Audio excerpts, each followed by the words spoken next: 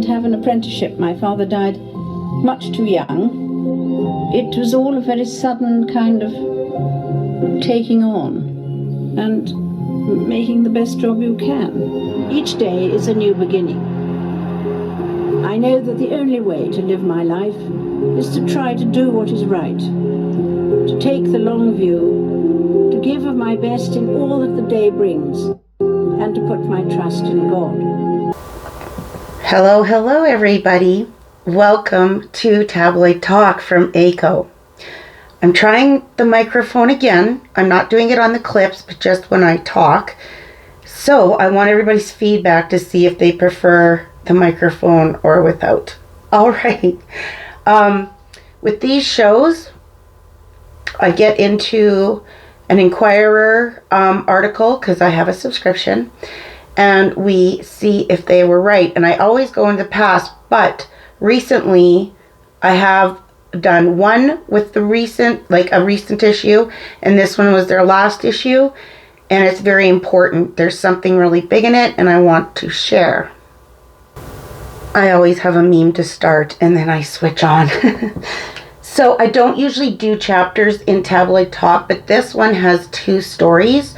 So I decided I'm going to do a story. Then we'll have our commercials, because with my shows I have what I call commercials, and those are parodies and things that are online that are funny. And then we have another chapter and go on. But like I said, usually Tabloid Talk is just one, but this is a very important one. And I really want to be serious about it, but I also want you to know that I don't always believe every single thing they say. But we'll just get into that. I just wanted to read out what it's going to be about. It says, the Enquirer says it out loud. Will it be right again? Time will tell. What really happened at the coronation? The reality versus the truth. Video evidence. So before we go on, I just want you to know that I'm aware that this might be tough for some people. I don't take things lightly, and I don't show you things that I don't believe in. Everything that I have covered with the National Enquirer from my past ones has come to pass. So, of course, we don't know for sure, and we won't know, sadly, until after things are done and said with the king. However, this is the first time I've actually seen somebody put it in print, his diagnosis. So I'm not going to read this out. If you want to read it, go ahead, screenshot it. I've shown it before. And it's just about it saying that the National Enquirer is now legit, because according to the Pulitzer Prize Board, because they actually won an award for journalism, they have come a long way, a very long way. And I wanted to show you something else. And then I have a little clip to go even before we get started, because I want you to know that this isn't just fluff. So somebody wrote this. I took their name off. It was under one of my comments from one of my other Tabloid Talks. And it says, my sister used to work as a personal assistant to a lot of celebrities. And she always said that the celebs wanted everyone to believe that the Enquirer printed nothing but lies. But if you wanted to know the truth, read the Enquirer. Now, I want everybody to know, I do not take everything they say as gospel, especially with the celebrities. But I have shown clips more than once, the editors saying that the royal stories are true for the most part. If something changes, it's because it's changed before the issue has gotten out. So I've sat on this for a week, and I've watched, here and there, and everybody's coming out with this, and I'm like, well, the Enquirer has gone further, so I wanted to take it further. So this one's going to be a little bit different. I have a lot of clips, but we are going to read the article. But first, I also wanted to show you this. I don't know how many of you have ever read the Enquirer or whatever, but I have for decades. And this fella here, Rob Shooter, had, you can see a whole page where he would find out stuff, and he was always right. Well, imagine my surprise when I'm digging, and I find a little video of him talking about the very thing we will be talking about today. So I wanted you to listen to him. It's very short. All the clips, by the way, are very short. But it's very short, but it will also show you that they're not, just believe me, it'll show you that they do know what they are talking about. Is William going to remove? Hello, it's your friend Rob Shooter. Is William going to remove Harry and Meghan's royal titles when he is king?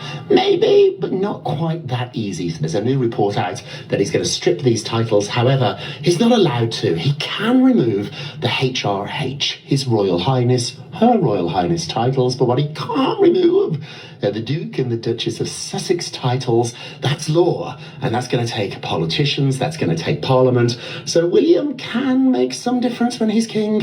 However, if he really wants to strip these two of all their titles, that's going to take an act of Parliament, which might actually happen. Ooh, what do you think? Should it? All right, so basically, I'm not used to plugging in my microphone, so because I can't edit, you guys are going to get all my gaffes and mistakes and blunders. So, okay, this one was a tough one to decide to do, but I decided to do it anyway, because I think that there are some very important things in there. So, it's basically William seizes power from dying Charles. Now, that's not exactly what it means, but we'll get there. And then the other one is a special report about Rochelle, her bullying, all of it, right? All that stuff. So we'll get there, but we're going to focus in on this right now. So I always show you guys the whole spread. And then I break it in half so I can read it properly, and you can actually read the words if you can, want to read along or whatever. But yeah, so it's called William's Game of Thrones. Okay, before I start, I want to preface by saying I don't agree with how they're going about it, saying that he's scheming with Catherine. I don't believe that whatsoever. But I brought it to you because of what they say about his diagnosis. And then I have more information after this about Sentabali. So that's the main reason. So like I said, everything's with a grain of salt, but we will see in the future, I guess, if they were right about certain things. So, all right, schemes to topple dying dad and take control with Catherine. Like I said, I don't believe that part, but okay. Wily Prince William plans to seize the throne from his dying father, King Charles, to save both his marriage and the scandal-shaken monarchy in a palace plot preordained by the late Queen Elizabeth, sources say. According to insiders, the Prince of Wales, 42, has turned up the heat on the long-simmering coup after the 76-year-old king's recent hospitalization for side effects from treatment of his publicly undisclosed form of cancer because his concerned wife, Catherine, issued a damning ultimatum. Tipsters say William is keenly aware of his father's deteriorating health and heeding 43-year-old Catherine's demand that he wrest control to keep his power-hungry stepmother, Queen Camilla, from running roughshod over the palace. This is where it is. It's more Camilla than Charles, but Charles is too weak to say no to her. King Charles is much sicker than anyone lets on and simply isn't up to the job of running his fractious family, the crown's business interests, and fulfilling the daily duties of the monarchy. A member of the royal inner circle confides his cancer is eating him alive.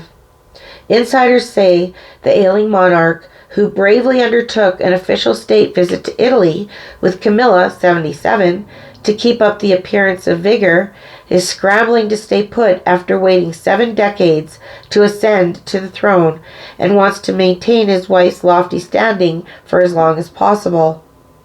Charles finally received the crown at great personal cost as it hinged upon the 2022 death of his beloved 96-year-old mother, Elizabeth, who sources say secretly stabbed her lily-livered heir in the back. I don't think it's that at all. I think, from what I did for my research, that she did things in place Sorry to say, because of Camilla, a lot of it.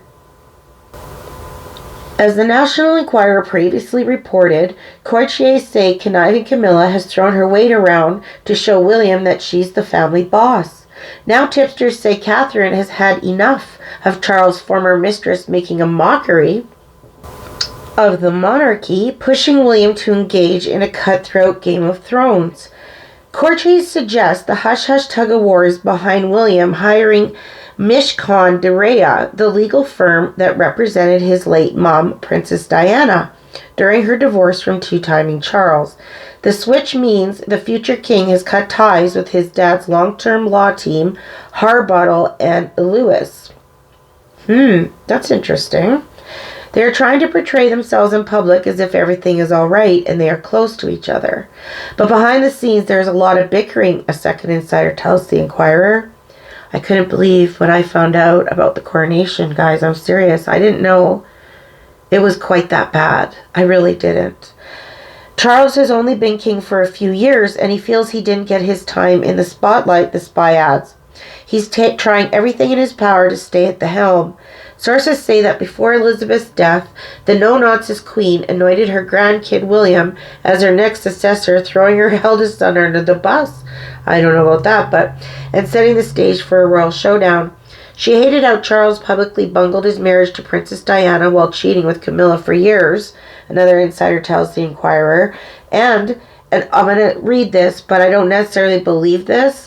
Don't shoot the messenger. There's, like I said, just certain parts that I wanted to show you of this, but I'll go forward.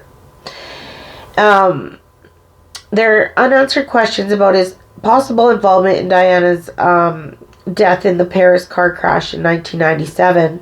He's been dragged into scandals his mother found unforgivable. In her eyes, Charles was unfit to rule. I often wonder about that, to be serious. I really do. What do you think that she thought that Charles wasn't really right to rule? I often think about that, but I could definitely be wrong. Even as the king is in throes of his health battle, which is believed to be deadly pancreatic cancer. Whew. Sources say the pig-headed ruler is refusing to abdicate. Wow, guys. Yet palace expert Tom Quinn, author of, sorry, just a minute. Sorry about that. Author of Gilded Truth and Intimate History of the Growing Up in the Royal Family, says the people I've spoken to have said that the succession planning, as they call it, began even before Charles' diagnosis. I mean, he's the oldest Prince of Wales to become king in history, so succession planning had begun before Charles came to the throne, simply because of the age issue. Royal insiders point out William has increasingly taken on more palace duties to let everyone know he's raring to fulfill his grandmother's wishes and restore a regal sense of honor to the House of Windsor. And some critics say the change can't come soon enough. The king and William get along, but there is friction between them because Charles wants to remain in power and his son is encouraging him to go rest, the spy says, but Charles is a true workaholic and he just doesn't want to give it up.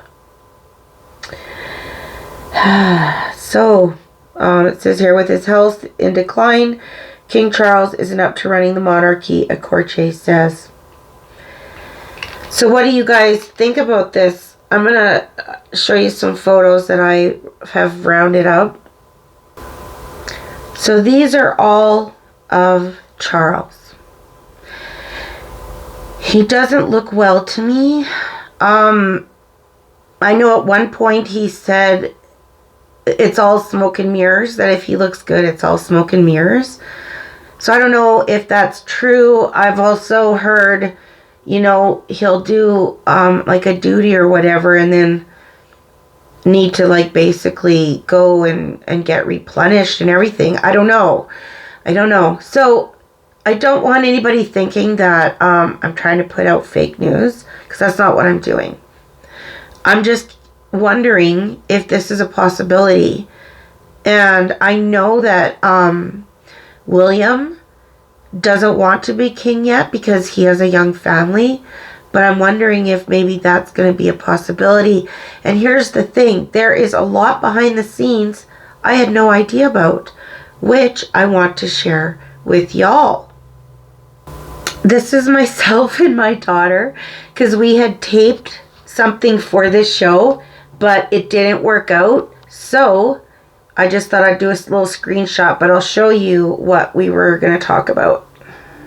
So, okay, this is Hello Canada. It's our royal magazine. It's supposed to be like, on the up and up and all that, blah, blah, blah. Anyways, I actually bought it. This is the magazine I bought, and I took a screenshot of it because it talks about this exact thing, about the possibility that William might have to go to the throne earlier than he had thought. And they wrote, his health is not a concern, or not an alarm, but it is a concern, which we all know that the palace tells us only what they think we need to know. And that's the truth, guys. It really is. They're not going to tell us all the, bad stuff. So, I don't know. I tend to think that he's probably not as well as what we are being told. But that is my own opinion, and everyone is 100% welcome to theirs. I welcome every opinion. So I wanted to just go on a little bit with the coronation and some of the stuff that happened behind the scenes, because it's crazy to me. And I guess I'm ahead of myself, because I did want to talk a little bit about this, because this is why there's so much talk about taking of the titles, right?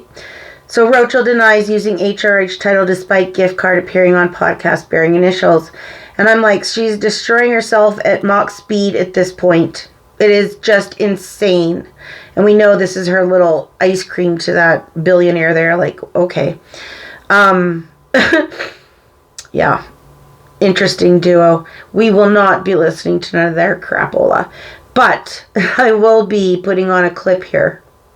William becomes king, Harry and Meghan will be completely stripped of their titles. Since leaving the royal family, although Meghan is gone, her popularity has never stopped. Not only did she frequently mention the royal family on the show, she also promoted her own brand. On the surface, it is said that this is an independent female entrepreneur, but many people complained. This is clearly an attempt to use the royal family's fame to start a side business, and this isn't the first time she's done this. When they and Harry had just left the UK, they filmed an autobiographical documentary on Netflix, specifically talking about the injustice they suffered in the royal family. If King Charles's health is deteriorating, William is likely to ascend the throne early. Once he takes office, Meghan's status bonus will be wiped out overnight. After all, in William's eyes, Meghan is using her royal status to make money, which is consuming the dignity left by Diana. Therefore, after he ascends the throne, even Harry will be completely kicked out of the royal family. And will the brand that Meghan has built up with her title over the years be able to hold up when the time comes? Okay, so what I wanted to do was just touch on the coronation a little bit, because there is a whole soap opera behind this, like unbelievably shocking to me.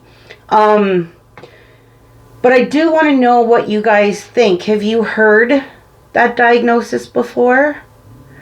I know that they've, a lot of people, like professionals, have ruled out other ones, but nobody's ruled that one out. So I don't know. I just wanted to see if y'all had heard of that.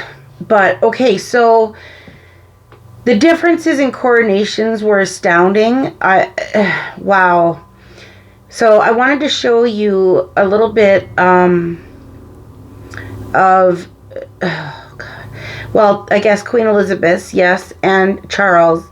And then also talk a little bit about what happened at the coronation, because that was crazy. Absolutely crazy.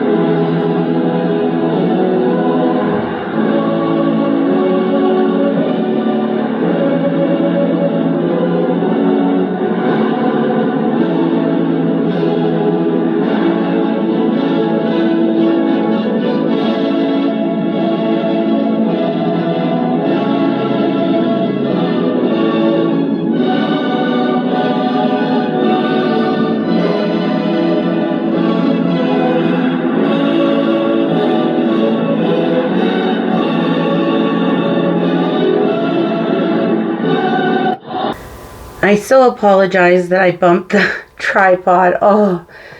All right, so that went impeccably. It was beautiful. I could watch that all day. But then Marie Claire had written an article, the awkward moment King Charles' coronation crown doesn't quite fit. And also, Camilla's didn't fit as well.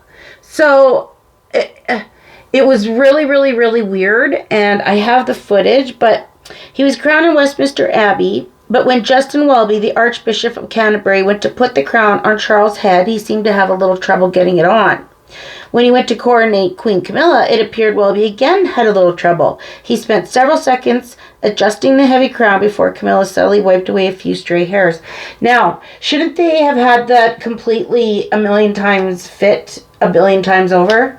I mean, really, it's so weird. You see him put it on Queen Elizabeth just like a glove. That's it, and she wore it beautifully. And then I'm going to show you the footage of this because I was like, what is going on here? Crown wouldn't fit on the king's head.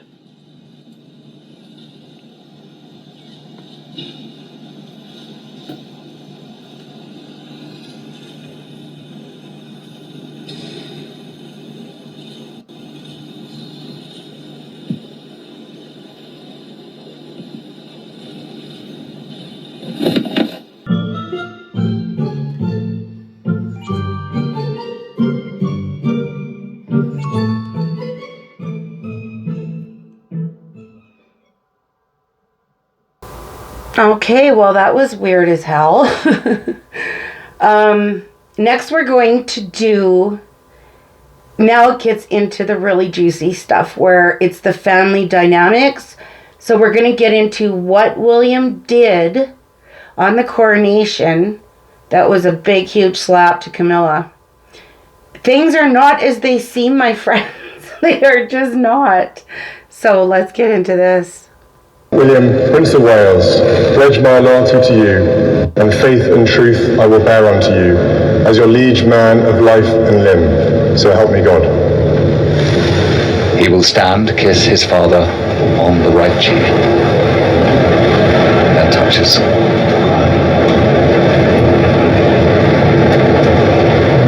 Oh my goodness, I hope that wasn't too loud. I forgot to take the microphone off of that. But that is not the main thing I have. Let's just watch this next clip and I'll take the microphone out for you. William's one move at the coronation left Camilla humiliated. Before King Charles's coronation, Camilla HD been eagerly anticipating a pivotal moment, William kneeling before her, the newly crowned queen, and pledging his allegiance. For Camilla, this moment was not just a validation of her status, but also a symbolic declaration of her triumph over Diana, a victory she had long awaited. However, when the time came for William to follow the protocol and pay homage to Camilla, he deliberately turned away, as if she didn't even exist. In that instant, the smile on Camilla's face froze completely. She couldn't believe that William would publicly snub her in such a way. Sitting stiffly in her seat, Camilla was overcome with an unbearable sense of humiliation. The atmosphere at the ceremony turned tense and awkward. William's actions were undoubtedly intentional, a calculated move to send a message to the world. He does not acknowledge Camilla. She may have wanted William to kneel before her during the coronation, but through his deliberate actions, William gave her a clear and resounding answer: absolutely not. For William, Camilla has always been an outsider. No matter how much effort she puts into integrating into the royal family, she can never erase the harm she caused to his family. Okay, so before we move on, I just wanted to say I spent a whole full day going through 80 clips, I bet, of all of this stuff. And there was other ones that were better, but they had music, and I can't put music or it's copyright.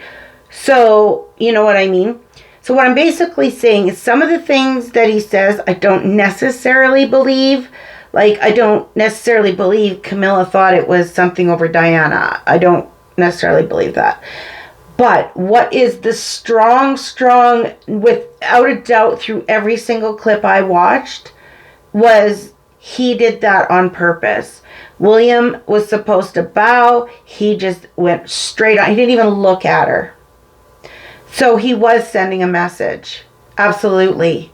Like I said, I don't necessarily believe every single thing this guy said, but I wanted to show you, like the bare bones of it was literally That was a snub in the face. Absolutely, without a doubt.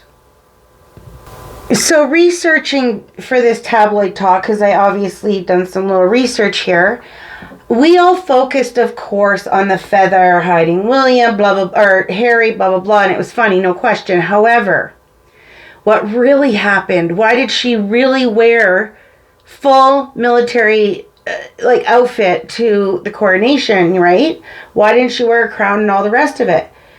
Well, apparently, and this again, I must have listened to 80 clips. They're all the same. Not all the same person, but this, you know what I mean? But like I said, the music I can't use. They all say the same thing. That Camilla told everybody, all the women, they couldn't wear crowns and tiaras and stuff. Which is why Catherine and Charlotte wore those wreaths of those headbands. And still stole the show. But Anne was like, I don't need a flippin' crown or whatever. I have the power, you do not. And she led 4,000 horses. It was incredible. So anyways, I just wanted to share a short clip about that. And yeah, it's amazing. A bid to ensure she remained the focus at the coronation, Camilla issued a decree prohibiting all women from wearing crowns, fearing someone might outshine her. However, Princess Anne, also 70, delivered a striking counter by arriving in full military regalia on horseback, her commanding presence overshadowing Camilla's petty maneuver. Anne's disdain for Camilla has been clear for some time. Once she confronted Camilla directly, her words sharp and definitive, "You will never be." This disapproval was further emphasized during the coronation. While tradition called for royal family members to bow to the new queen and defied this custom, neither bowing nor even looking at Camilla, her icy indifference a powerful rebuke. As the daughter of the late Queen Elizabeth II, and made it clear she would not yield to someone she considered an outsider, regardless of the crown. Camilla's ambitions didn't stop there. She aimed to elevate her own children to prominent royal roles, seeking the same privileges as Prince William and Prince Harry, but Anne, ever watchful, quickly intervened to thwart these efforts. Her steadfast resolve sent a clear message: as long as she was around, Camilla's aspirations would remain out of reach.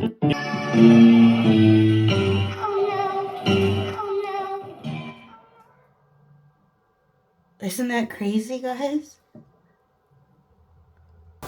So, yeah, holy moly. And what a weird dynamic, hey? Like, Camilla married her boyfriend, Princess Anne's boyfriend, Tom Parker Bowles. And then her brother, like, Anne does not like her at all. Like, both William and Anne went right by her. So, I thought, well, let's see what happened with Catherine and Charlotte.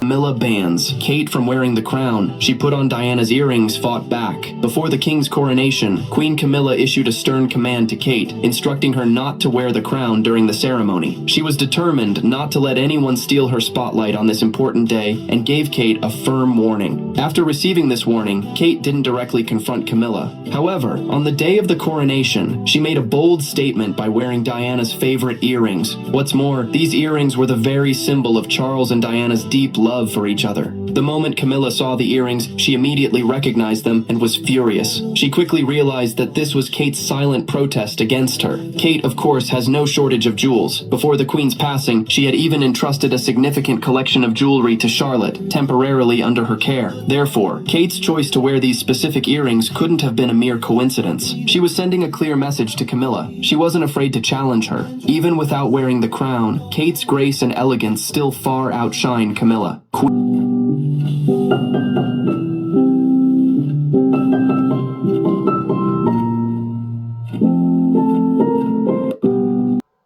It seems to me it was also George. So what do you guys think of this? Like, they are so ingrained with etiquette and what's proper and everything, right?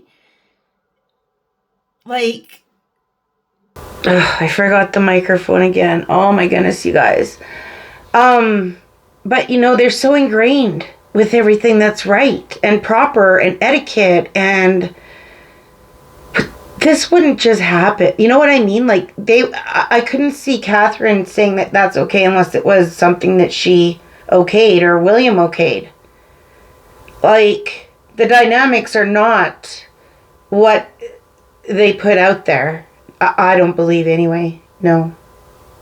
Okay, so we had all of that weirdness with the family. That horse that just out of the blue went backward. And then we had this happen. This Grim Reaper thing.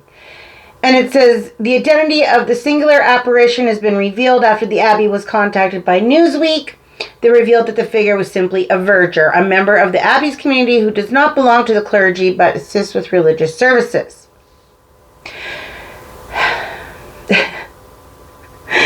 I know I sound like a wacko, but I believe in symbolism, and that's just...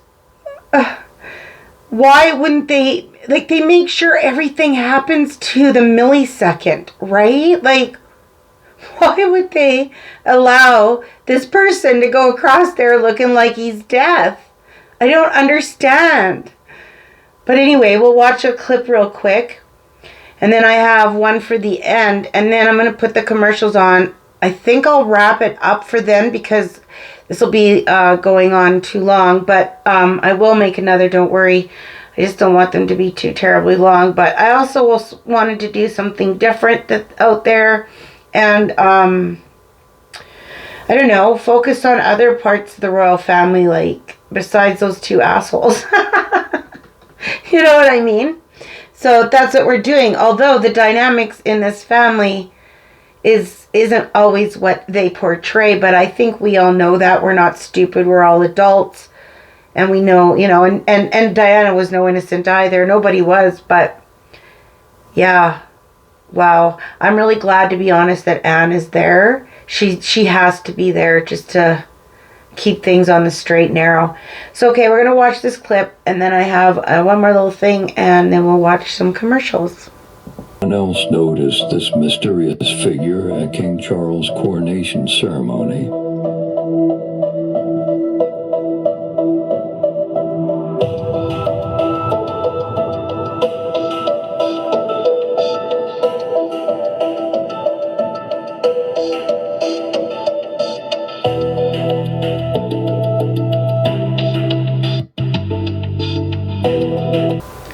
So many odd things, hey, happened at that coronation. Like, really. And I know there's more. But I'm leaving it there.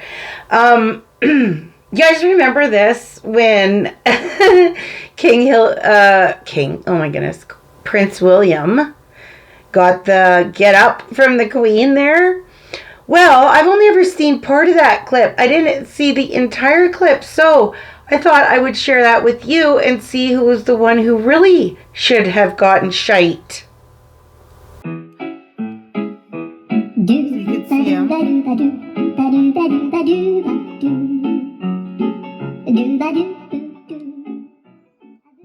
Don't want to get a copyright.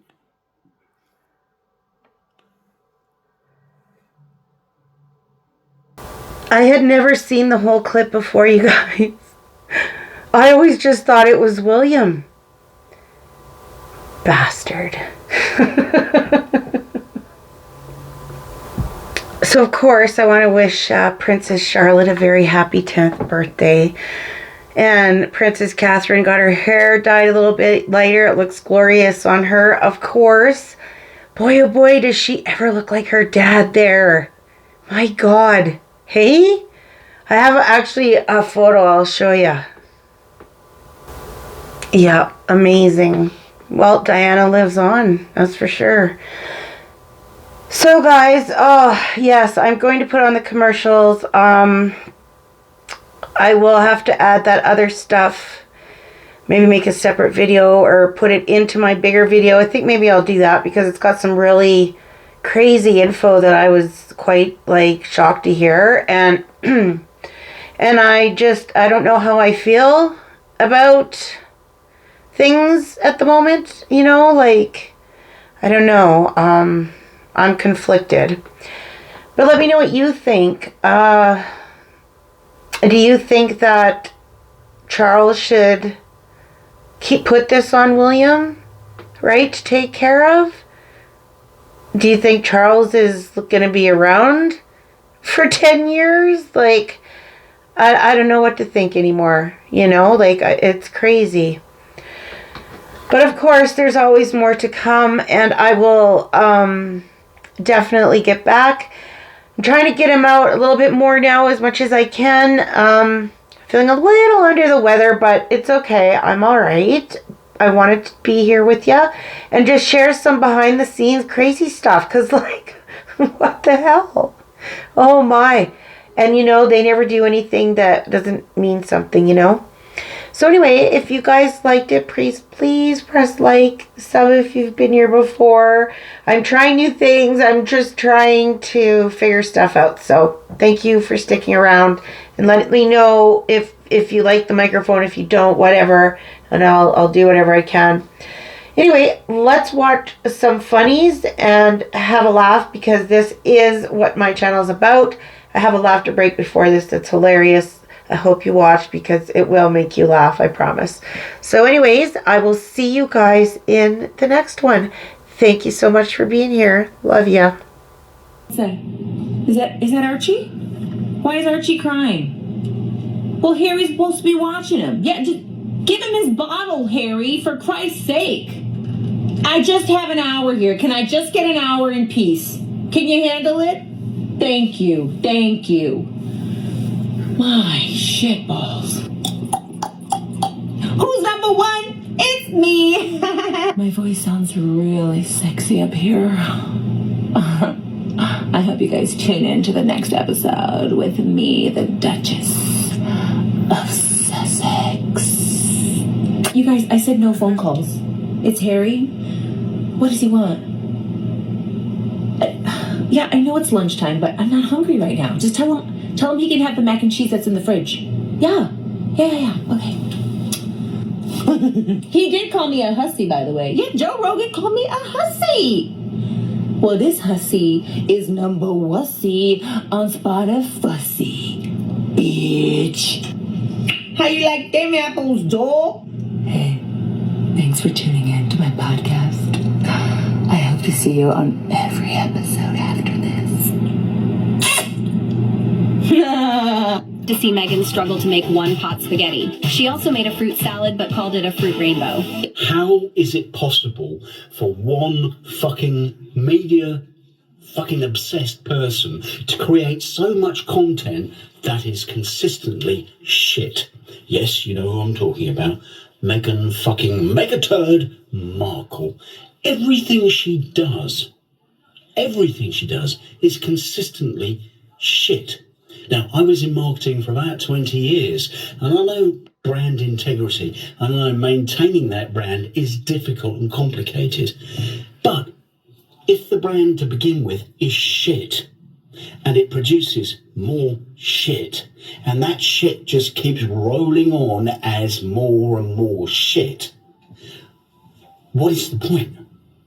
Is it because she thinks that if her name is in the ethosphere, shit or otherwise, that somehow she'll just make as much money as possible by making shit? Or is it just a question of her being fucking intellectually retarded? I don't know.